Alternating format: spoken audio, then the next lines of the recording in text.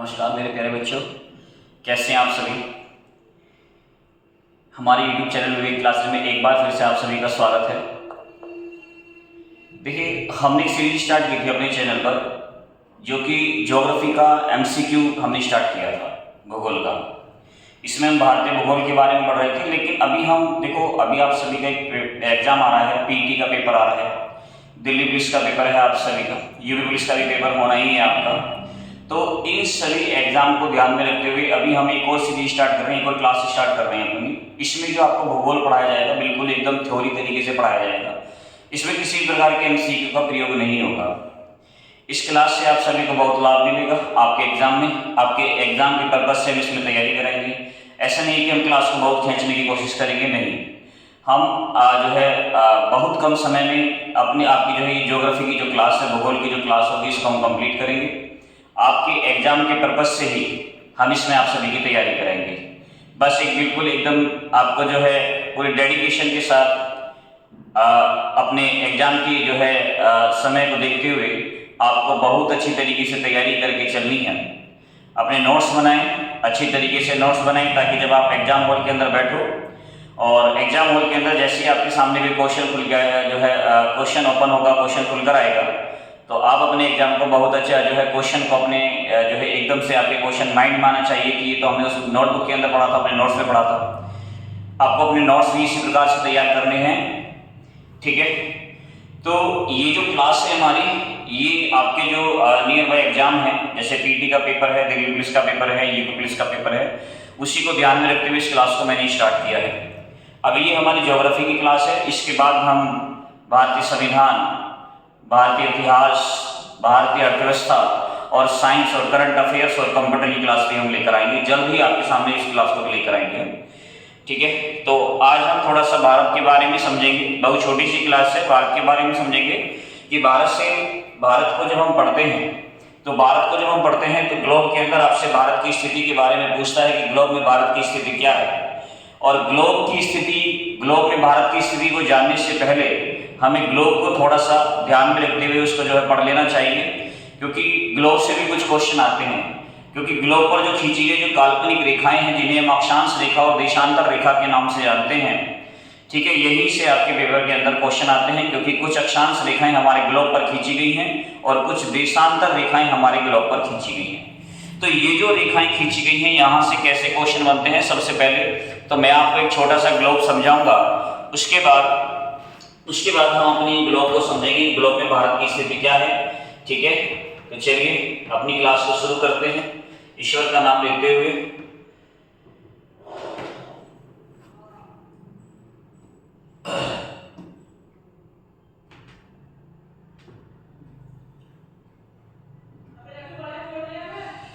देखो बच्चों, जब भी हम ग्लोब पढ़ते हैं तो ग्लोब हम पढ़ते हैं कि ग्लोब में ये हमारा ग्लोब है, ठीक है, ये हमारा ग्लोब है। और इस ग्लोब को जब हम देखते हैं, ये हमारा ग्लोब है, ठीक है, पृथ्वी, ये जो ग्लोब है, इसको जब हम पढ़ते हैं तो इसमें कुछ अक्षांश रेखाएं खींची गई हैं। यहीं से क्वेश्चन आपके पेपर में बनते हैं। अब ये जो अक्षांश रेखाएं खींची गई हैं, सबसे पहले इसमें हमें एक रेखा पढ़नी होती है। इसी ग्लोब के बिल्कुल एकदम मध्य में एक रेखा है, जिसको हम क्या बोलते हैं, 0 डिग्री रेखा बोलते हैं। इस ग्लोब के बिल्कुल मध्य से यहां से एक रेखा खींची गई है, जिसको हम क्या बोलते हैं, 0 डिग्री अक्षांश रेखा, या इसी को हम बोलते हैं 0 डिग्री भूमध्य रेखा। क्या बोलते हैं इसे, 0 डिग्री अक्षांश या 0 डिग्री भूमध्य रेखा बोलते हैं। भूमध्य रेखा इसी को बोलते हैं। और इसी रेखा को बोला जाता है विषुवत रेखा। क्या बोला जाता है, विषुवत रेखा भी इसी रेखा को बोला जाता है। ये 0 डिग्री है। अब सवाल ये है कि इस पर तो बहुत सारी अक्षांश रेखाएं जो ग्लोब पर खींची गई हैं, तो हमने इसी को 0 डिग्री क्यों माना है। सबसे पहले तो आपको ये चीज समझनी है कि इसी को हमने 0 डिग्री क्यों माना है। देखो बच्चों, ये 0 डिग्री हमने इसलिए माना है क्योंकि ये जो ग्लोब है, ग्लोब का जब आप आकार देखते हो तो एक रग्बी की जो बॉल होती है उस टाइप का इसका आकार होता है। तो बीच का जो एक एरिया होता है, वो एक पॉइंट होता है, जहां से यदि हम इससे नॉर्थ की तरफ जाएं या साउथ की तरफ जाएंगे तो इसका जो रेडियस होगा वो कम होता चला जाएगा। तो ये वो स्थान है जहां से यदि हम इससे ऊपर की तरफ जाएंगे या फिर नीचे की तरफ जाएंगे तो इसका जो रेडियस है, इसका जो व्यास है, वो क्या होता चला जाएगा, कम होता चला जाएगा, ठीक है। तो एक तो रेखा है हमारी 0 डिग्री, जिसे हम बोलते हैं अक्षांश रेखा, भूमध्य रेखा, विषुवत रेखा। ठीक है। और इसी 0 डिग्री के समानांतर इसी ग्लोब पर कुछ काल्पनिक रेखाएं और भी खींची गई हैं। इसके केंद्रीय कोण से यहां से कुछ अक्षांश रेखाएं खींची गई हैं, जिन्हें ही हम क्या बोलते हैं, अक्षांश रेखा। कुछ रेखाएं इसके समानांतर इसके पैरेलल खींची गई हैं और हम देखते हैं कि यहां से इस प्रकार से कुछ अक्षांश रेखाएं इस ग्लोब पर, हमारे ग्लोब पर इस प्रकार से खींची गई हैं। ये जो अक्षांश रेखाएं यहां से यहां खींची गई हैं, ठीक है। आप देख रहे हो कि जैसे जैसे हम नॉर्थ पोल की तरफ बढ़ रहे हैं, नॉर्थ की तरफ जा रहे हैं, उत्तर की तरफ बढ़ रहे हैं, उत्तरी ध्रुव की तरफ बढ़ रहे हैं, तो यहाँ पर हम देखते हैं कि ये जो देखो ये रेखाएं हैं, इनका आकार आपको कम होता हुआ नजर आएगा। अब या तो हम इससे ऊपर चले जाएं तो भी कम होगा, इससे यदि हम नीचे आएंगे तो भी क्या होता चला जाएगा, कम होता चला जाएगा। इसका आकार यदि हम यहाँ पर इन अक्षांश रेखाओं को, कुछ अक्षांश रेखाओं का जब हम यहाँ से आकार देखेंगे तो ये भी क्या होता चला जाएगा बच्चों, कम होता चला जाएगा, ठीक है। तो ये भी कम हो रहा है यहाँ पर। तो यहाँ पर आप देख रहे हैं, तो ये जो यहाँ से अक्षांश रेखा यहाँ से खींची जा रही है, इनका आकार आप देख रहे हो, इस बीच की लाइन से इस अक्षांश यानी देशांतर रेखा से, सॉरी विषुवत रेखा से जब हम नॉर्थ की तरफ जा रहे हैं, इससे विषुवत रेखा से जब उत्तर की तरफ, इधर की तरफ चलते हैं, तो ये होता है हमारा इस विषुवत रेखा से ऊपर वाला हिस्सा होता है हमारा उत्तरी ध्रुव। क्या होता है ये हमारा उत्तरी जो है गोलार्ध होता है, उत्तरी अक्षांश बोलते हैं इसे, गोलार्ध होता है उत्तरी अक्षांश, ठीक है ना। और ये जो नीचे वाला जो हिस्सा होता है, ये क्या होता है हमारा दक्षिणी अक्षांश होता है। ये क्या होता है हमारा, ये होता है हमारा दक्षिणी अक्षांश होता है, ठीक है। इसी को हम बोलते हैं दक्षिणी गोलार्ध, ठीक है। इसी को क्या बोलेंगे हम, दक्षिणी गोलार्ध बोलेंगे, ठीक है।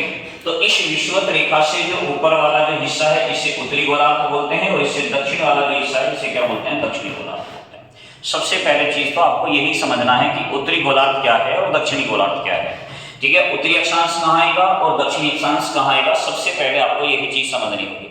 यदि आपने इस चीज को बेहतर तरीके से समझ लिया, जान लिया, तो आप अपने पेपर में आराम से जो है ये समझ जाओगे कि गोलार्ध का क्या है, ठीक है, उत्तरी गोलार्ध क्या है और दक्षिणी गोलार्ध क्या है।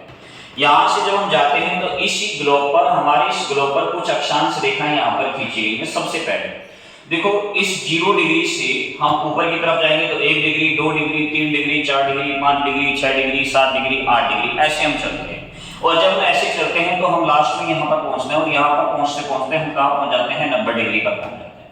कहाँ पहुंचते हैं बच्चों, 90 डिग्री पर पहुंच जाते हैं। और ये जो 90 डिग्री पर हम उत्तर की तरफ बढ़े हैं, तो यहीं पर जो है इसी पॉइंट को, इसी बिंदु को, इसी रेखा को हम क्या बोलते हैं, जो है उत्तरी ध्रुव बोलते हैं। इसे क्या बोलते हैं हम, उत्तरी ध्रुव बोलते हैं, ठीक है। ध्यान रखिए, इसे ही बोलते हैं उत्तरी ध्रुव बोलेंगे, ठीक है। आपसे क्वेश्चन पूछेगा कि उत्तरी ध्रुव, नॉर्थ पोल जिसे हम बोलते हैं, क्या बोलते हैं इसे, नॉर्थ पोल बोला जाता है इसे, ठीक है, नॉर्थ पोल।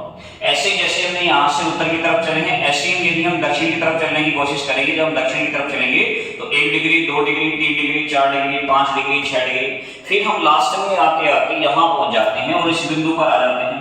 तो ये जो बिंदु है हमारा यहाँ पर है, ये भी 90 डिग्री है, लास्ट में भी यहाँ पर भी हम 90 डिग्री पर आ जाते हैं। तो ये जो 90 डिग्री है, यही हमारा क्या है, ये हमारा है दक्षिण ध्रुव, ठीक है। ये क्या है हमारा दक्षिण ध्रुव है, इसे हम क्या बोलते हैं, साउथ पोल बोलते हैं। क्या बोलते हैं इसे, साउथ पोल बोलते हैं। तो सबसे पहले उत्तरी ध्रुव क्या है, दक्षिणी ध्रुव क्या है। 90 डिग्री जो उत्तरी अक्षांश रेखा है उसे हम क्या बोलते हैं, उत्तरी ध्रुव बोलते हैं, और 90 डिग्री जो दक्षिणी अक्षांश रेखा है उसे क्या बोलते हैं, दक्षिणी ध्रुव बोलते हैं, ठीक है। तो सबसे पहले तो आपको इसी चीज को समझने की आवश्यकता है, ठीक है। इसके बाद देखो, इसी विषुवत रेखा, ये जो अक्षांश रेखा है, इस पर कुछ और अक्षांश रेखा है जिनको हमें समझने की आवश्यकता है। तो इससे जब हम ऊपर की तरफ चलते हैं तो हम देखते हैं कि हमारे पास में एक और रेखा आती है यहाँ पर, जिससे हम क्या बोलते हैं, 66.5 डिग्री। क्या बोलते हैं इसे, 66.5 डिग्री उत्तरी अक्षांश रेखा, ठीक है। 66.5 डिग्री उत्तरी अक्षांश रेखा, क्या बोला जाता है इसे, 66.5 डिग्री उत्तरी अक्षांश रेखा। ऐसे जैसे हम नीचे आते हैं तो एक और रेखा हमारे यहाँ पर होती है, इसे हम बोलते हैं 66.5 डिग्री दक्षिणी अक्षांश रेखा। क्या बोलते हैं इसे, 66.5 डिग्री दक्षिणी अक्षांश रेखा, ठीक है। यही चीज समझनी है आपको, 66.5 डिग्री दक्षिणी अक्षांश रेखा, यही चीज समझनी है आपको कि 66.5 डिग्री तो उत्तरी अक्षांश भी है और 66.5 डिग्री दक्षिणी अक्षांश भी है। अब 66.5 डिग्री जो उत्तरी अक्षांश है उसे हम क्या बोलेंगे, और 66.5 डिग्री जो दक्षिणी अक्षांश है उसे हम क्या बोलेंगे। तो बस यही चीज समझनी है आपको। देखो, ये जो 66.5 डिग्री उत्तरी अक्षांश है, इसे हम क्या बोलते हैं, इसे हम बोलते हैं आर्कटिक वक्र। क्या बोलते हैं इसे, इसे ही हम बोलते हैं आर्कटिक रेखा। क्या बोलते हैं इसे, आर्कटिक रेखा बोलते हैं, ठीक है, आर्कटिक वक्र बोलते हैं, ठीक है, आर्कटिक वक्र बोलते हैं, ठीक है, ध्यान रखिए। और इससे नीचे जो ये दक्षिणी अक्षांश रेखा है, इसे हम क्या बोलते हैं, इसे हम बोलते हैं, ठीक है, अंटार्कटिक वक्र, ठीक है, अंटार्कटिक अंटार्कटिक वक्र, ठीक है, इसे क्या बोलते हैं, अंटार्कटिक वक्र बोलते हैं, ठीक है। ये चीज समझनी है, 66.5 डिग्री नॉर्थ और 66.5 डिग्री साउथ। इसमें बच्चा बहुत ज्यादा कंफ्यूज होता है, कंफ्यूज होने की जो है जरूरत नहीं है आपको। इसके बाद देखो, इसके बाद हम चलते हैं आगे, फिर हम देखते हैं कि इसी ग्लोब पर, हमारे इसी ग्लोब पर एक और अक्षांश रेखा यहाँ पर है, ठीक है। जैसे हम 0 डिग्री से ऊपर की तरफ जाते हैं तो हम देखते हैं कि यहाँ से एक और अक्षांश रेखा हमारे इस ग्लोब पर खींची गई है। ये वाली जो अक्षांश रेखा है, तो ये वाली जो अक्षांश रेखा है ये कितनी है, ये है मेरे प्यारे बच्चे 23.5 डिग्री, ठीक है। 23.5 डिग्री ये उत्तर में है, तो इसे क्या बोलते हैं, कर्क रेखा बोलते हैं। क्या बोलते हैं इसे, कर्क रेखा बोलते हैं। 23.5 डिग्री उत्तर में है। इसके बाद एक और रेखा है हमारी, यहाँ पर हम देखते हैं कि 23.5 डिग्री हमारे नीचे भी एक रेखा आती है, ठीक है। 23.5 डिग्री हमारे नीचे भी एक रेखा है। तो ये जो 23.5 डिग्री हमारी यहाँ दक्षिणी गोलार्ध की तरफ जो रेखा है, ये वाली रेखा, इसे क्या बोलते हैं, 23.5 डिग्री दक्षिणी रेखा, ठीक है। ये हमारी 23.5 डिग्री है और ये कहाँ पर स्थित है, ये दक्षिण में स्थित है, ठीक है, 23.5 डिग्री। और इसे क्या बोलते हैं, मकर रेखा। क्या बोलते हैं इसे, मकर रेखा बोला जाएगा, ठीक है। तो सबसे पहले आपको ये समझना होगा कि कर्क रेखा कौन सी है और मकर रेखा कौन सी है। तो देखो, मकर रेखा जो है वो कौन सी है, वो कहां पर स्थित है, वो दक्षिण में स्थित है। कहां पर स्थित है, दक्षिण में स्थित है। और कर्क रेखा कहां पर स्थित है, ये उत्तर में स्थित है, ठीक है। तो कर्क रेखा का और मकर रेखा का कॉन्सेप्ट आप सभी को समझ में आ गया होगा कि कर्क रेखा किसको बोलते हैं और मकर रेखा किसको बोला जाता है, ठीक है। तो उसके बाद यदि हम देखेंगे, जब हम ग्लोब को पढ़ रहे हैं तो ग्लोब को पढ़ते हुए सबसे पहला यहां से जो आपका क्वेश्चन बनेगा कि हमारे ग्लोब पर कितनी अक्षांश रेखाएं हैं। तो देखो, जब हम ग्लोब पर अक्षांश रेखाओं के बारे में पढ़ेंगे, तो देखो जब हम ग्लोब पर अक्षांश रेखाओं को पढ़ेंगे तो कैसे पढ़ते हैं, देखो आप देखेंगे कि एक तो ये 0 डिग्री हो गया हमारा, क्या हो गया, एक तो ये हो गया हमारा 0 डिग्री हो गया, ठीक है। एक तो हमारा ये 0 डिग्री हो गया, ये 0 डिग्री हो गया एक तो, और प्लस में क्या हो गया, एक 90 डिग्री क्या हो गया हमारा उत्तरी यानी नॉर्थ पोल हो गया, और एक हमारा 90 डिग्री क्या हो गया, साउथ पोल हो गया। क्या हो गया, साउथ पोल। तो यानी 90 डिग्री हम नॉर्थ की तरफ जाएंगे और 90 डिग्री साउथ की तरफ जाएंगे। तो यानी यहाँ से यदि हम देखेंगे तो आपसे क्वेश्चन पूछेगा कि कुल अक्षांश रेखाएं कितनी है, ठीक है मेरे बच्चों। आपसे क्वेश्चन पूछेगा कि कुल अक्षांश रेखाएं, यदि आपसे क्वेश्चन पूछे कि बताओ बच्चों कुल अक्षांश रेखाएं कितनी है, तो ध्यान रखेंगे यहाँ से यदि मैं कुल अक्षांश रेखा की बात करूंगा तो कुल अक्षांश रेखा कितनी हो जाएगी, 181, ठीक है।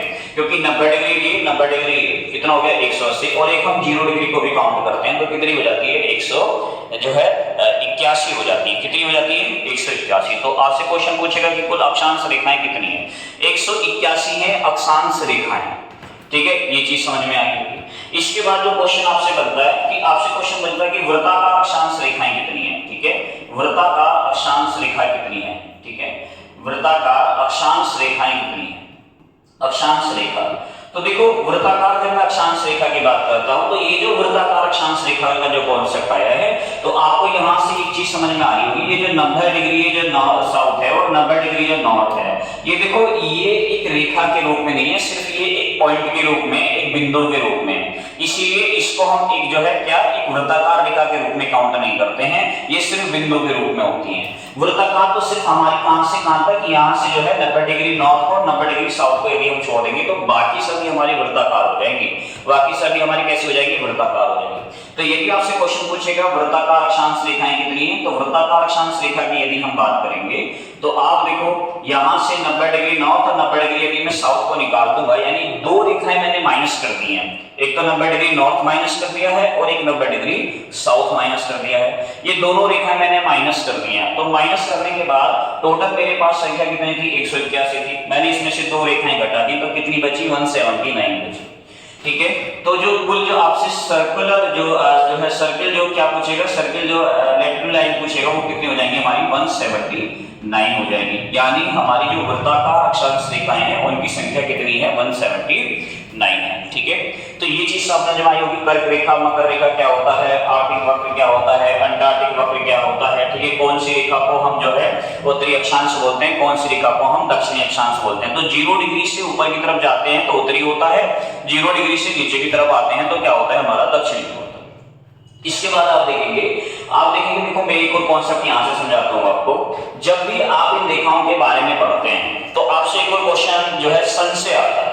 सन से कैसा क्वेश्चन आता है कि सूर्य का प्रकाश किन दो रेखाओं के बीच जो है लंबवत पड़ता है।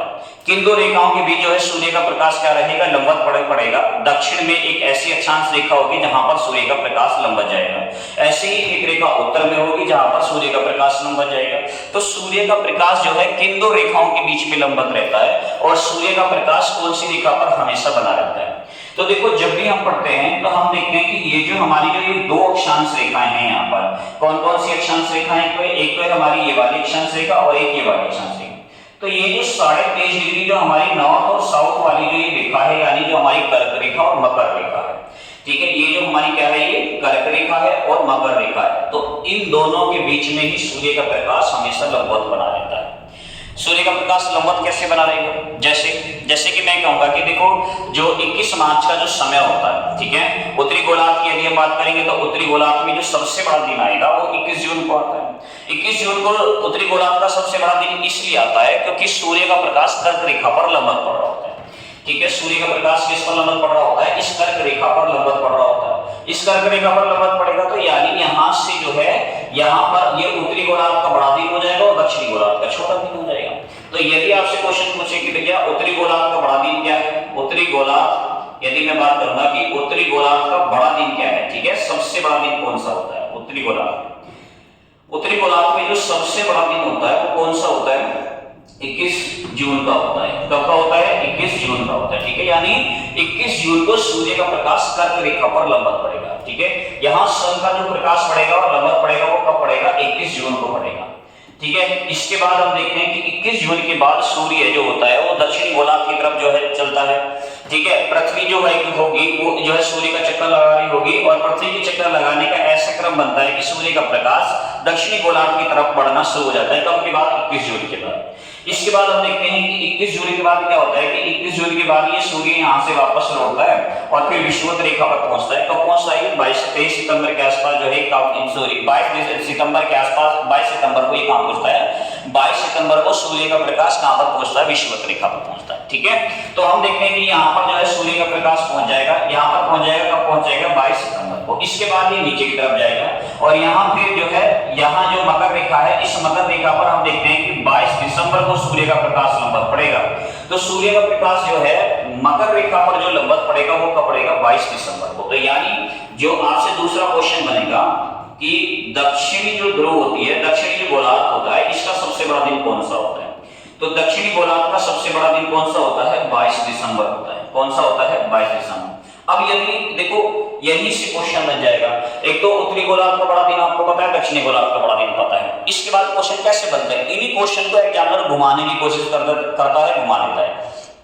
कैसे, जैसे आपसे क्वेश्चन पूछता है कि भाई उत्तरी गोलार्ध का सबसे छोटा दिन बताइए कौन सा होगा।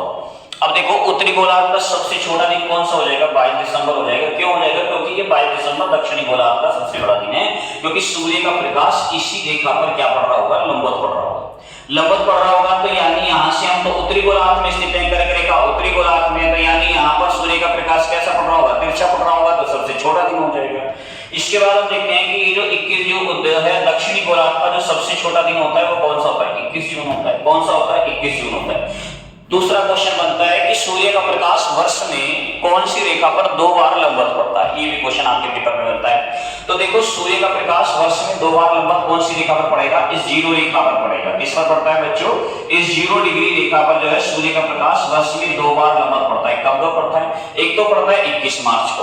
कब पड़ता है, 21 मार्च को पड़ता है। 21 मार्च के बाद सूर्य किधर की तरफ, उत्तरी गोलार्ध की तरफ चलना शुरू करता है। ठीक है, एक पड़ता है आपका जो है 22 सितंबर को। कब पड़ता है, 22 सितंबर को, क्योंकि 22 सितंबर से सूर्य का प्रकाश दक्षिणी गोलार्ध की तरफ आना शुरू होता है। तो यानी जो सूर्य का प्रकाश साल में जो 2 बार लंबवत पड़ता है वो कहां पर पड़ता है, वो विषुवत रेखा पर पड़ता है। कब कब पड़ता है, एक तो 21 मार्च को पड़ता है और एक 22 सितंबर को पड़ता है। ये 2 डेट भी आपको याद रखनी है। दूसरा है, अभी देखो अभी हम पढ़ रहे थे भारत की स्थिति के बारे में जान लेते हैं थोड़ा सा। देखो तो ये तो आपको मालूम हो गया बच्चों उत्तरी गोलार्ध क्या है, दक्षिणी गोलार्ध क्या है। अब इसी के साथ साथ हम एक और रेखा पढ़ते हैं यहाँ पर अपने इसी ग्लोब में। अपने इसी ग्लोब में हम देखते हैं कि कुछ रेखाएं और खींची गई हैं। तो ये जो देखो ये जो 90 डिग्री नॉर्थ है और ये जो 90 डिग्री यहाँ पर जो ये साउथ रेखा है, ये 90 डिग्री नॉर्थ और ये 90 डिग्री साउथ। ये जो 90 डिग्री नॉर्थ को 90 डिग्री साउथ पोल को जो मिला रही है इसे ही हम बोलते हैं देशांतर रेखा। क्या बोलते हैं इसे, देशांतर रेखा। यही रेखा हमारी कौन सी रेखा हो जाती है, यही रेखा हो जाती है हमारी देशांतर रेखा। ठीक है। ये कौन सी रेखा हो जाएगी हमारी, ये रेखा हो जाएगी हमारी देशांतर रेखा हो जाएगी। अब देखो ये जो देशांतर रेखा जो मैंने इस ग्लोब पर खींची है, ठीक है, इसे बोलते हैं 0 डिग्री देशांतर रेखा। इसी देशांतर रेखा से जब मैं इधर की तरफ जाऊंगा तो यही होता है हमारा पूर्वी देशांतर, चाहे वो उत्तरी गोलार्ध हो चाहे वो दक्षिणी गोलार्ध हो, ठीक है। ये वाला जो हिस्सा होगा, ये वाला हिस्सा हो जाएगा हमारा कौन सा हो जाएगा, ये हो जाएगा हमारा पूर्वी देशांतर हो जाएगा, ठीक है। ये क्या हो जाएगा हमारा पूर्वी देशांतर हो जाएगा। और इसी देशांतर रेखा से यदि मैं इधर की तरफ आऊंगा तो यही क्या हो जाएगा हमारा, यही हो जाएगा पश्चिमी देशांतर, ठीक है। यही क्या हो जाएगा हमारा पश्चिमी देशांतर हो जाएगा, चाहे वो उत्तरी गोलार्ध में हो चाहे वो दक्षिणी गोलार्ध में हो, ठीक है। तो इस 0 डिग्री देशांतर रेखा से यदि मैं बात करता हूं तो इससे जो इधर वाला हिस्सा होता है ये पूर्वी देशांतर होता है और ये वाला हिस्सा क्या होता है, पश्चिमी देशांतर होता है, ठीक है। ध्यान देंगे ये बात। तो आप देख रहे होंगे ये है 0 डिग्री भूमध्य रेखा और ये है 0 डिग्री हमारी जो है कौन सी रेखा है, ये देशांतर रेखा है। तो यहीं से क्वेश्चन आता है कि जो है 0 डिग्री जो देशांतर रेखा और 0 डिग्री जो भूमध्य रेखा है ये एक दूसरे को कहां पर काटते हैं, वो अलग कॉन्सेप्ट है जब हम जो है सागर के बारे में पढ़ रहे होंगे, ठीक है। तो आप देखोगे कि अफ्रीका महाद्वीप में जो है जो अटलांटिक महासागर है, अफ्रीका महाद्वीप के पश्चिमी क्षेत्र में जो अटलांटिक महासागर है, यहीं पर एक खाड़ी है गिनी की खाड़ी, और इसी गिनी की खाड़ी में ये दोनों रेखाएं एक दूसरे को यहीं पर काटती हैं, ठीक है। ये दोनों रेखाएं एक दूसरे को गिनी की खाड़ी में काटती हैं। कहां पर काटती हैं, ये अटलांटिक महासागर में काटती हैं। 0 डिग्री भूमध्य रेखा और 0 डिग्री देशांतर रेखा, ये समझने के लिए आपको आवश्यकता नहीं है, मैं आपको जो है अलग से इसकी क्लास लूंगा। तो आप देखो ये जो हमारी जो रेखा है ये हो गया हमारा पूर्वी देशांतर, ये हो गया हमारा पश्चिमी देशांतर। बस अभी आपको इतना समझना है, चाहे उत्तरी गोलार्ध हो चाहे बच्चों कौन सा गोलार्ध हो, दक्षिणी गोलार्ध, ये चीज समझ में आ गई होगी यहां से। इसके बाद अब पढ़ते हैं कि देखो अब हम इस ग्लोब के अंदर भारत की स्थिति देखते हैं। देखो ये जो अक्षांश रेखाएं होती हैं ये किसी भी स्थान की स्थिति को बताती हैं, ठीक है। ये जो अक्षांश रेखाएं होती हैं ये किसको जो है बताती हैं, ये किसी भी स्थान की स्थिति को बताती है। और ये जो देशांतर रेखाएं होती हैं ये किसी भी स्थान के समय को जो है निर्धारित करती हैं, समय को बताती हैं, ठीक है। तो देशांतर रेखा समय के लिए है और अक्षांश रेखा स्थिति बनाने के लिए है, ये भी आपको ध्यान में रखना है, ठीक है। अब इस ग्लोब के अंदर यदि मैं भारत को देखूंगा कि भाई इस ग्लोब में भारत की स्थिति क्या है, तो इस ग्लोब में यदि मैं भारत को पढ़ूंगा तो आपसे यही से क्वेश्चन पूछेगा भैया ये बताइए कि इस ग्लोब में भारत है कहां, ठीक है, ये क्वेश्चन आता है, ठीक है। तो देखो जब मैं भारत की बात करता हूं तो आप देखोगे कि यहां से ये जो है आपका प्यारा भारत है, ठीक है, ये है आपका प्यारा भारत,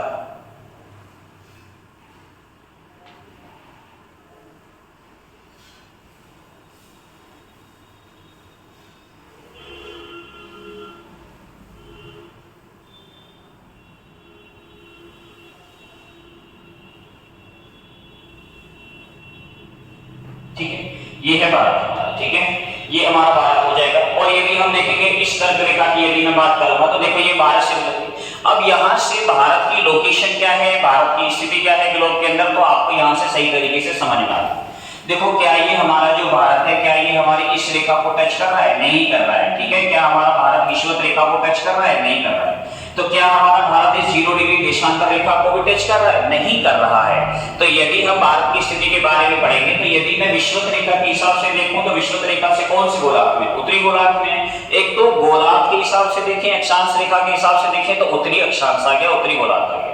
दूसरा है यदि मैं इसकी स्थिति किसके हिसाब से देखूं, देशांतर के हिसाब से देखूं, 0 डिग्री देशांतर के हिसाब से, तो बताइए ये पूर्वी देशांतर में है या पश्चिमी देशांतर में। तो आप कहोगे कि सर ये तो पूर्वी देशांतर में, क्योंकि ये वाला जो हिस्सा होता है हमारा इस 0 डिग्री देशांतर से, ये वाला हिस्सा होता है हमारा कौन सा हिस्सा होता है, पूर्वी देशांतर वाला हिस्सा होता है। तो यदि ग्लोब में आपसे भारत की स्थिति को पूछेगा कि भाई ग्लोब में भारत की स्थिति क्या है, तो बच्चों ग्लोब में भारत की स्थिति क्या हो जाएगी, उत्तरी गोलार्ध पूर्वी देशांतर हो जाएगी। क्या हो जाएगी, उत्तरी गोलार्ध पूर्वी देशांतर हो जाएगी, ठीक है, उत्तरी गोलार्ध पूर्वी देशांतर हो जाएगी। इसी प्रकार से हम देखते हैं कि यहीं से कुछ अक्षांश रेखाएं भी गुजर रही हैं और कुछ देशांतर रेखाएं भी गुजर रही हैं, ठीक है। अब ये जो ग्लोब में जो कुछ अक्षांश रेखाएं गुजर रही हैं या कुछ देशांतर रेखाएं गुजर रही हैं, यहीं से क्वेश्चन आता है आपके पेपर में। कैसे क्वेश्चन आता है कि भारत का सबसे उत्तरी बिंदु कौन सा है, भारत का सबसे दक्षिण वाला बिंदु कौन सा है, भारत का सबसे पूर्वी बिंदु कौन सा है, भारत का सबसे पश्चिमी बिंदु कौन सा है। तो देखो एक तो अक्षांश रेखा भारत में यहां से गुजरती है, बिल्कुल इससे जो है नजदीक से होकर जाती है, यहाँ भारत की जो मुख्य भूमि वाला जो बिंदु है, ठीक है, कौन सा बिंदु है, मुख्य भूमि वाला बिंदु है, ठीक है। और एक हमारी जो है अक्षांश रेखा इसी की जस्ट नीचे से जाती है, ठीक है, और ये जो है यहाँ अंडमान निकोबार से होती हुई जाती है। एक तो ये हो गई हमारी अक्षांश रेखा, और ये जो हमारी यहाँ पर जो अक्षांश रेखा है, यही अक्षांश रेखा जो अंडमान निकोबार में है, ये कितने डिग्री कितने मिनट पर है? ये है बच्चे 6 डिग्री 4 मिनट पर स्थित है। ठीक है, ये कितने डिग्री? 6 डिग्री 4 मिनट पर स्थित है। और ये कहाँ पर स्थित है? ये ग्रेट निकोबार में स्थित है। और इसी बिंदु को हम किसके नाम से जानते हैं? इंदिरा पॉइंट के नाम से जानते हैं, इंदिरा पॉइंट के नाम से जानते हैं। और इसी को हम क्या बोलते हैं? पार्सेन पॉइंट भी बोलते हैं, पार्सेन बिंदु भी बोलते हैं, इंदिरा पॉइंट भी बोलते हैं, पार्सेन बिंदु भी बोलते हैं। और इसी को हम क्या बोलते हैं? पिगमिलियन बिंदु भी कहते हैं। क्या बोलते हैं इसे? इसे क्या बोलते हैं बच्चों? इसे बोलते हैं पिगमिलियन बिंदु। ठीक है, पिगमिलियन बिंदु बोलते हैं। ठीक है, पिगमिलियन बिंदु बोलते हैं। और ये कहां पर स्थित है? ये जो है हमारा अंडमान निकोबार में स्थित है, पिगमिलियन बिंदु। ठीक है, चलो मैं अभी इसको अलग से समझा दूंगा। देखो, और दूसरा होता है एक अक्षांश रेखा हमारी यहां से गुजरती है, ये बिल्कुल ऊपर से होकर जा रही है। ठीक है, ये कितने डिग्री है? ये है हमारी 37 डिग्री 6 मिनट पर स्थित है। और देखो, ये बेशक से भारत का दक्षिण वाला बिंदु है, लेकिन हम इसे बोलेंगे, काउंट करेंगे किसमें? उत्तरी गोलार्ध में। किसमें काउंट करेंगे? उत्तरी गोलार्ध में काउंट करेंगे, उत्तरी अक्षांश में काउंट करेंगे। ये भारत का सबसे उत्तरी बिंदु है, 37 डिग्री 6 मिनट पर है, जम्मू कश्मीर में। ठीक है, ये कहां पर स्थित है? जम्मू कश्मीर में। इसे हम बोलते हैं इंदिरा कोल। क्या बोलते हैं इसे बच्चों? इंदिरा कोल के नाम से आते हैं। ठीक है, जिस प्रकार से ये देशांतर रेखाएं, अक्षांश रेखाएं भारत से गुजर रही है, अक्षांश रेखाएं, इसी प्रकार से कुछ देशांतर रेखाएं भी भारत से गुजर रही होगी। एक अक्षांश रेखा ये भी है जो है जिसे हम कर्क रेखा बोलते हैं। एक कर्क रेखा बहुत इंपॉर्टेंट हो जाती है भारत के लिए, क्योंकि ये भी भारत से होकर जाती है कर्क रेखा। यहाँ से क्वेश्चन आता है कि कर्क रेखा भारत के कितने राज्यों से होकर जाती है। अभी जो है यहाँ पर ज्यादा ये हो जाएगा। ठीक है, अभी मैं आगे जो है मैप में ये चीजें आपको समझाऊंगा। ठीक है, तो कर्क रेखा भी भारत से होकर जा रही है, 37 डिग्री 6 मिनट भी जा रही है, 6 डिग्री 4 मिनट भी जा रही है। और देखो, एक जा रही है यहाँ से कन्याकुमारी से, और ये जो कन्याकुमारी से होकर गुजर रही है, ये कितने डिग्री कितने मिनट पर है? यह है 8 डिग्री 4 मिनट पर है। ठीक है, और ये भी कौन सा अक्षांश है? उत्तरी अक्षांश। ठीक है, ये भी कौन सा अक्षांश है? उत्तरी अक्षांश है। और ये 8 डिग्री 4 मिनट पर स्थित है, जो कि कन्याकुमारी में स्थित है। ठीक है, और इस बिंदु को हम कैप कोमोरिन के नाम से जानते हैं बच्चों। किसके नाम से? कैप कोमोरिन के नाम से जानते हैं। ठीक है, तो ये तो भारत की स्थिति है। अभी ग्लोब में हमने अक्षांश के हिसाब से देख ली, अभी हमें देशांतर के हिसाब से भी देख लेते हैं कि भाई देशांतर से कुछ ऐसी देशांतर रेखाएं भी तो होंगी जो भारत से होकर गुजर रही होंगी, जो भारत के सबसे पूर्वी जो कुंडी को बना रही होगी, भारत के सबसे पश्चिमी बिंदु को बना रही होगी। तो देखो, ये जो देशांतर रेखा को जब हम पढ़ते हैं तो एक देशांतर रेखा यहाँ से होकर गुजरती है, भारत के बिल्कुल इस वाले क्षेत्र से होकर जाती है, ये वाला जो क्षेत्र है। और ये वाला क्षेत्र हमारा कहां पर है? ये अरुणाचल प्रदेश राज्य के अंदर स्थित है। और ये वाला जो स्थान है हमारा अरुणाचल प्रदेश राज्य में, इसी का नाम है केवितु। क्या नाम है? केवितु। और ये कितने डिग्री है? 97 डिग्री 25 मिनट पर स्थित है। और इसे बोलते हैं पूर्वी देशांतर। क्या बोलते हैं बच्चों? पूर्वी देशांतर के नाम से जानते हैं। और ये कहां पर है? अरुणाचल प्रदेश में स्थित है। ठीक है, अरुणाचल प्रदेश में। इसी को हम बोलते हैं केवितु के नाम से जानते हैं, केवितु। ठीक है, अभी समझा दूंगा इसको सब चीज को। ठीक है, इसी के बाद एक और देशांतर रेखा देखो बच्चों, यहाँ से गुजर रही होगी। एक और देशांतर रेखा बिल्कुल इस क्षेत्र से होकर गुजरती है भारत में, ये गुजरात राज्य से होकर जाती है। ठीक है, ये गुजरात राज्य से होकर जाती है, यहाँ से बिल्कुल होकर जाती है। ठीक है, अब ये जो ये वाली रेखा है, ये कितने डिग्री कितने मिनट पर है बच्चों? ठीक है, ये कितने डिग्री कितने मिनट पर है? तो ध्यान रखेंगे, ये जो यहाँ पर ये रेखा है, यह है 68 डिग्री 7 मिनट। ठीक है, 68 डिग्री 7 मिनट पर स्थित है, 68 डिग्री 7 मिनट पर स्थित है। और इसी का नाम है गोवार माता। और इससे भी हम क्या बोलेंगे? इससे भी हम पूर्वी देशांतर बोलेंगे। क्या बोलेंगे बच्चों? इससे भी हम पूर्वी देशांतर के नाम से ही जानेंगे। 68 डिग्री 7 मिनट पूर्वी देशांतर वाली रेखा। और ये कहां पर स्थित है? ये गुजरात में स्थित है। इसी को हम गोहर माता के नाम से जानते हैं। किसके नाम से जानते हैं? गोहर माता। अच्छा, ये अक्षांश रेखा होगी। अब एक ये देशांतर रेखाएं होगी। एक और देशांतर रेखा आपके लिए इंपॉर्टेंट हो जाती है, जहां से मैंने भी आपको बताया था कि देशांतर रेखा किसी भी कंट्री का या किसी भी स्थान का समय को निर्धारित करती है। तो भारत में भी कोई ना कोई एक देशांतर रेखा होगी जो भारत के समय को निर्धारित कर रही होगी। तो ऐसी एक देशांतर रेखा है 82.5 डिग्री पूर्वी देशांतर रेखा। कितने डिग्री है? 82.5 डिग्री पूर्वी देशांतर रेखा है, जो कि भारत के 5 राज्यों से होकर गुजरती है। ठीक है, तो यहां से देख रहे हैं कि एक और रेखा आती है, साढ़े यहां से होकर जाएगी। और ये जो रेखा है, ये कितने डिग्री देशांतर पर स्थित है? ये जो रेखा है, ये रेखा कौन सी है? ये रेखा हो जाएगी आपकी जो है 82.5 डिग्री पूर्वी देशांतर। कौन सी रेखा हो जाएगी? 82.5 डिग्री पूर्वी देशांतर हो जाएगी। ठीक है, कौन सी रेखा हो जाएगी? ये हो जाएगी 82.5 डिग्री पूर्वी देशांतर रेखा, पूर्वी देशांतर रेखा, और ये जो 82.5 डिग्री पूर्वी देशांतर रेखा है यही भारत के समय का निर्धारण करती है। यहाँ ये बिल्कुल नजदीक से होकर जाती है, जो है उत्तर प्रदेश राज्य के प्रयागराज के नैनी से, मिर्जापुर के नैनी से बिल्कुल नजदीक से होकर जाती है। यहीं से हम जो है पूरे भारत के समय का निर्धारण करते हैं। ठीक है, तो ये जो ग्लोब है इसको हमने पढ़ा है और इस ग्लोब के अंदर हमने भारत की स्थिति को जाना है। और जब हमने इस भारत की स्थिति को यहाँ पर जाना है तो अब यहाँ से एक चीज आपकी क्लियर हो गई है कि ग्लोब में भारत की स्थिति क्या है। तो ग्लोब में जो भारत की स्थिति है बच्चों, ये ग्लोब में भारत की स्थिति उत्तरी गोलार्ध और पूर्वी देशांतर में स्थित है। ठीक है, दूसरा देखो जब हम पढ़ते हैं ये तो हमें जानकारी मिल गई है कि भारत है कहाँ ग्लोब के अंदर। ठीक है, उत्तरी गोलार्ध और पूर्वी देशांतर में। एक क्वेश्चन बहुत ज्यादा कंफ्यूज करता है बच्चों को, कैसे ये ग्लोब में भारत का विस्तार पूछ लेता है। और विस्तार में जब भारत बच्चे लगाते हैं कि भाई ये तो दक्षिणी ध्रुव की बात कर रहे हैं, भाई दक्षिण बिंदु की बात कर रहे हैं तो दक्षिणी गोलार्ध में होगा, नहीं, इसमें कंफ्यूज मत होना। भारत का बेशक से वो दक्षिण बिंदु है लेकिन कहलाएगा उत्तरी गोलार्ध ही, उत्तरी अक्षांश से। भारत का बेशक से वो पश्चिम वाला बिंदु है लेकिन कहलाएगा पूर्वी देशांतर ही। ठीक है, ध्यान रखना। तो यदि मैं अक्षांशी जो है भारत के अक्षांश विस्तार की बात करता हूं तो 6 डिग्री 4 मिनट से 37 डिग्री 6 मिनट तक भारत का विस्तार है। ठीक है, दक्षिण से उत्तर की तरफ। और यदि मैं भारत का देशांतरीय विस्तार की बात करता हूं तो कितना डिग्री, 68 डिग्री 7 मिनट से लेकर 97 डिग्री 25 मिनट तक भारत का जो है ये देशांतरीय विस्तार है। इसमें जब हम समय के जो है अंतर को हम पढ़ते हैं, क्योंकि 82.5 डिग्री भारत के समय का निर्धारण करता है, पूर्वी देशांतर है जहां से हम पूरे भारत के समय को निर्धारित करते हैं। यहां से जब मैं भारत के पूर्वी और पश्चिमी समय को जब मैं निकालूंगा डिग्री में, तो ये जो समय निकल कर आएगा ये लगभग इसमें आपका 2 घंटे का अंतर आएगा। इसलिए भारत के पूर्व और भारत के पश्चिम वाले क्षेत्र में आप देखोगे कितने घंटे का अंतर हो जाता है, 2 घंटे का अंतर हो जाता है। कितने घंटे का अंतर हो जाता है बच्चों, 2 घंटे का अंतर हो जाता है। तो ये चीज तो आपको समझ में आ गई होगी। ठीक है, ग्लोब में स्थिति क्या है। दूसरा यहाँ से महाद्वीप के हिसाब से भी क्वेश्चन पूछ लेता है भारत से। ग्लोब में तो सर आपने बता दिया कि ग्लोब में तो चलो उत्तरी गोलार्ध में, पूर्वी देशांतर में, लेकिन यदि हमसे महाद्वीप की बात करेगा तो ध्यान रखेंगे, यदि आपसे महाद्वीप की बात करेगा तो महाद्वीप में कौन से में है, ये एशिया में स्थित है। कहां पर स्थित है, एशिया। कौन सा महाद्वीप आता है यहाँ पर, भारत जो है कौन से महाद्वीप में, एशिया में स्थित है। ठीक है, भारत एशिया में स्थित है। और कौन से एशिया में स्थित है, भारत दक्षिणी एशिया में स्थित है। किसमें स्थित है, दक्षिणी एशिया में स्थित है भारत। और दक्षिणी एशिया की भी यदि मैं बात करता हूं तो दक्षिणी एशिया में भी भारत की स्थिति कहां है, ये भारत के उपमहाद्वीप में स्थित है। भारतीय उपमहाद्वीप में, भारतीय उपमहाद्वीप की बात करते हैं तो भारतीय उपमहाद्वीप में कितने देश आते हैं, 5 देश आते हैं।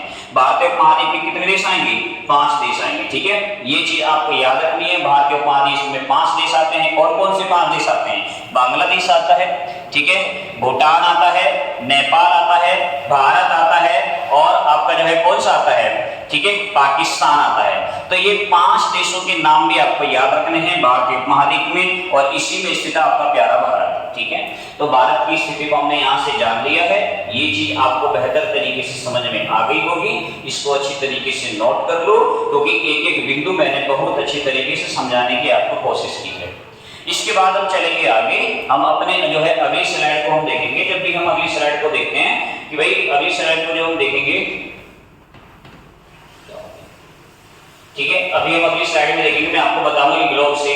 ठीक है, ये तो मैंने आपको समझाया है कि वृत्ताकार अक्षांश रेखाएं, अवृत्ताकार अक्षांश रेखाएं कितनी हैं, देशांतर रेखाएं क्या हैं, किनको हम देशांतर रेखा बोलते हैं। तो ये चीज आपको समझ में आ गई होगी, अच्छे से नोट करो।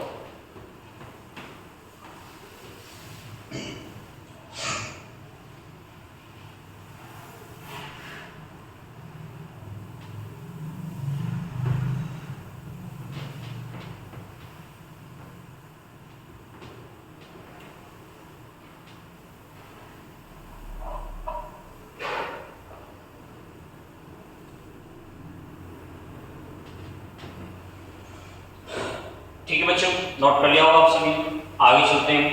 ठीक, देखो इस ग्लोब को मैंने समझाने की कोशिश करी है। ये है आपका प्यारा ग्लोब। ठीक है, ये ग्लोब है। इस ग्लोब में देखो यहां से जो आप ये वाली रेखा देख रहे हो, ये वाली जो रेखा है आपकी, ठीक है, ये वाली रेखा है आपकी 0 डिग्री रेखा है। कौन सी रेखा है आपकी, 0 डिग्री रेखा है। इसी ग्लोब को मैंने समझाने की कोशिश की है अभी आपको।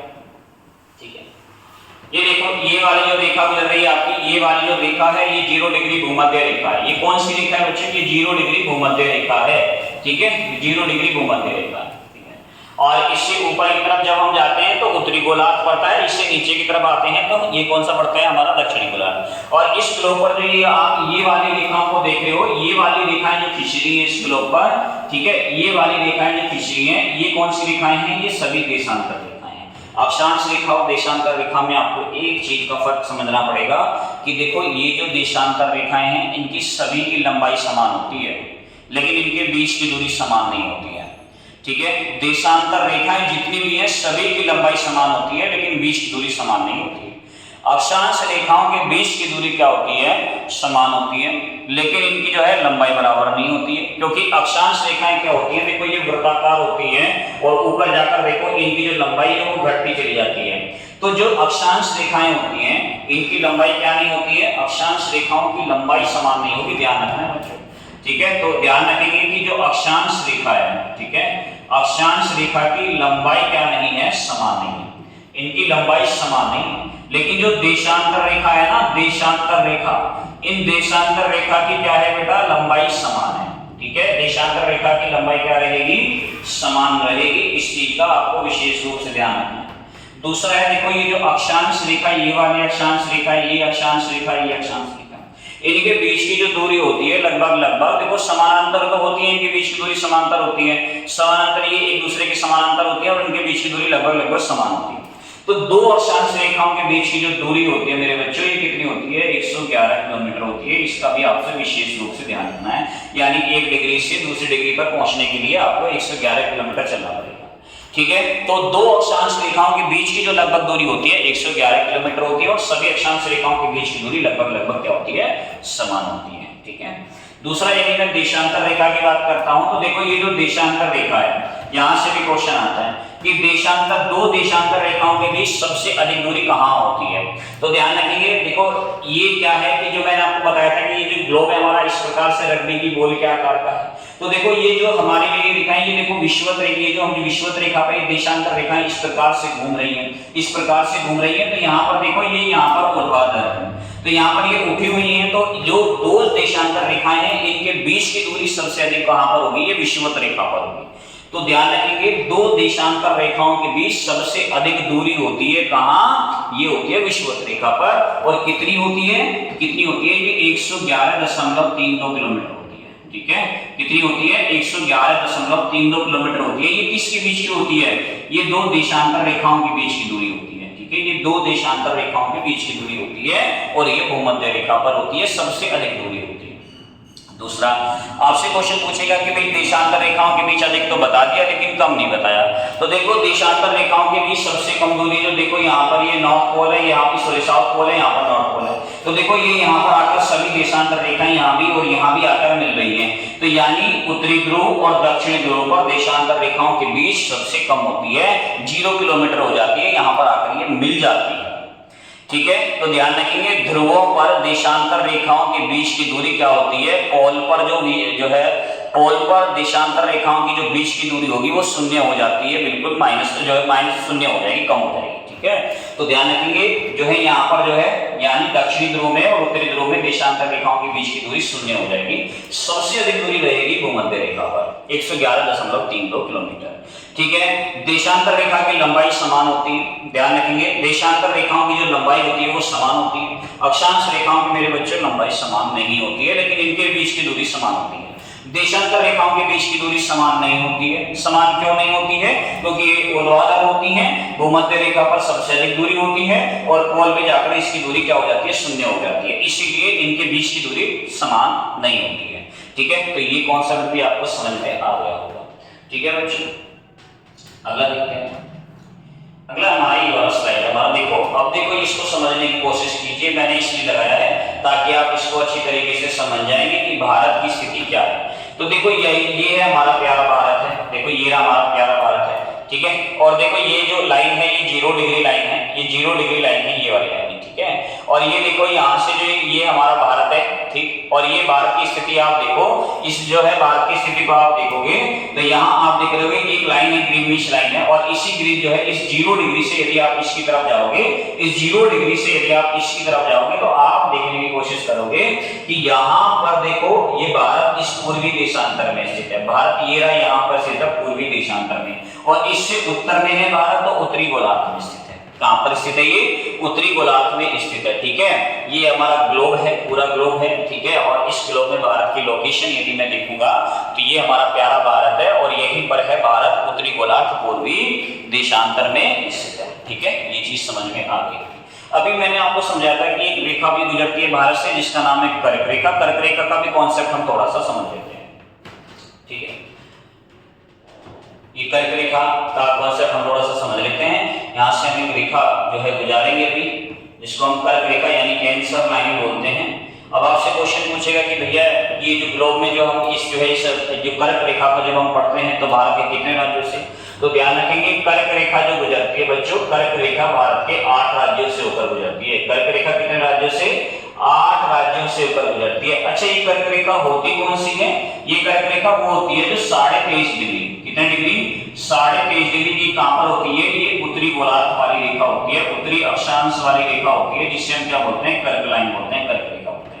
ये भारत के कितने राज्यों से होकर जा रही है? 8 राज्यों से होकर जा रही है। अब ये 8 राज्य हैं कौन कौन से, सर इन्हें भी बता दीजिए। चलो भाई ये भी समझा देते हैं। तो देखो ये मैंने यहाँ पर ये ब्लैंक जो है मैप लगाया है और इसी ब्लैंक मैप को समझने के लिए आपको सबसे पहले यहाँ के राज्य समझने होंगे। तो देखो बच्चों, ये जब हम राज्य को पढ़ते हैं यहाँ से, तो देखो यहाँ से आपको समझ में आएगा कि ये जो राज्य है हमारा, ये कौन सा है? हमारा गुजरात है। ठीक है, ये कौन सा राज्य है हमारा? ये है हमारा गुजरात राज्य। ठीक है, इस गुजरात से ऊपर जब आप देखते हो तो यहाँ पर आपका राजस्थान राज्य आता है।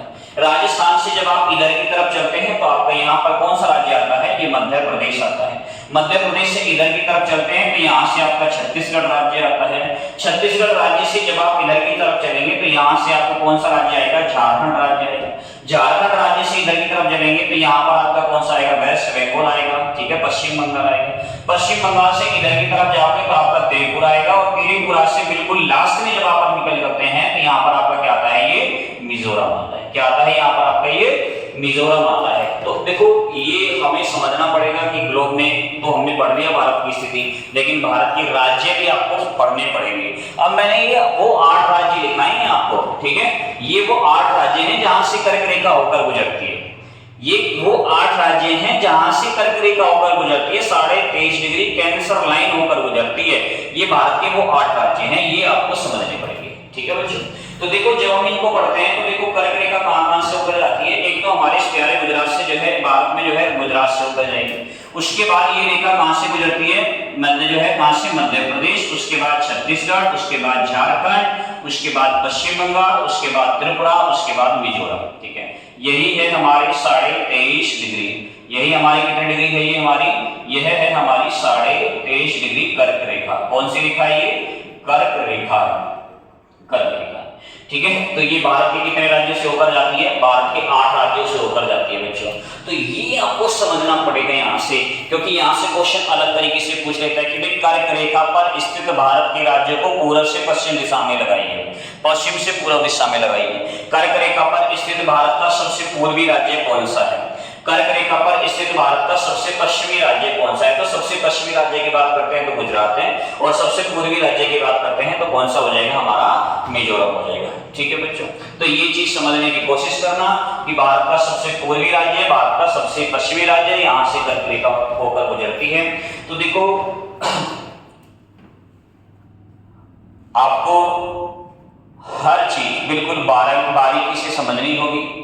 ठीक है, और ज्यादा बारीकी से भी नहीं समझनी है, बस इतना आपको पढ़ना है, इतना समझना है कि आपका एग्जाम बहुत अच्छी तरीके से निकल जाए। बहुत सारे बच्चे क्या होते हैं कि एक ही सब्जेक्ट को फॉलो करना शुरू कर देते हैं और जो सब्जेक्ट होते हैं उनमें पीछे हट जाते हैं।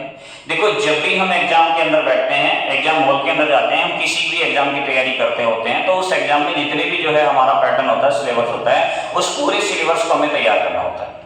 सबसे बड़ी चीज मेरे बच्चों, सबसे बड़ी चीज समझने वाली बात ये होती है कि जिस एग्जाम की आप तैयारी कर रहे हैं उस एग्जाम में क्या आएगा ये आपको जानना जरूरी है। बहुत सारे बच्चे भी देखो ट्यूशन खोली और उसको पढ़ना, एक दौरे से पढ़ना स्टार्ट कर दिया, अब पता नहीं है कि एग्जाम में आएगा क्या। ठीक है, बुक के अंदर बहुत कुछ होता है, बुक है, ठीक है, बुक के अंदर बहुत कुछ होता है, लेकिन उस बुक से आएगा कितना ये आपको समझना पड़ेगा। और ये आपको समझेगा कौन? जो भी आपके जो बेहतर से जो आपके जो एक जो है आप एक अपना एक प्रिय गुरु चुनते हैं, अपना एक प्रिय टीचर चुनते हैं, वही आपको समझाएंगे कि देखो आपके एग्जाम में ये चीज आता है, ये नहीं आता है।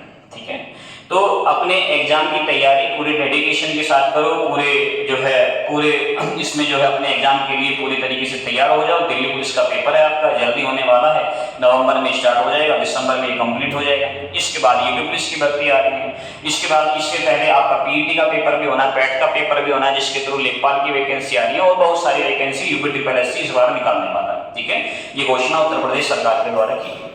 तो आज मैंने जिसको ये समझाया है, बहुत छोटा सा टॉपिक था, इसको बहुत अच्छी तरीके से मैंने समझाने की कोशिश करी है। और यदि आपको जो है ये इसमें थोड़ी सी भी यदि आपको समझ में नहीं आ रहा है तो वीडियो को थोड़ा सा पुश करके उसके बाद जो है दोबारा से रिवाइंड करके इसको देख लेना।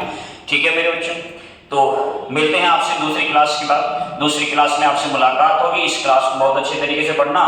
क्लास आपकी कैसी लगी है, आपको कैसी लगी है, ये बात आपको कमेंट में जरूर बताना।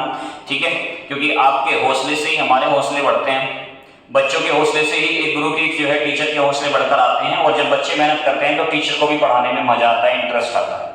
ठीक है बच्चों, थैंक यू, धन्यवाद।